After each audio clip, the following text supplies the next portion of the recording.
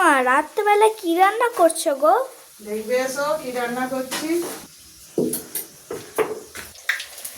মায়ের হাতে নিরামিষ লুচি হেভি সুন্দর খেতে হয়। এই তো দেখাও, লুচি তো এখানটায় এক গামলা লুচি হয়েছে, এখনো বাকি আছে।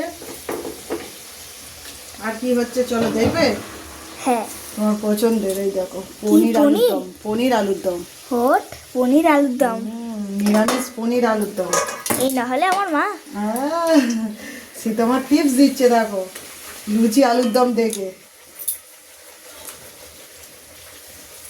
গরম গরম লুচি আর আলুর দম খাবে তো চলে এসো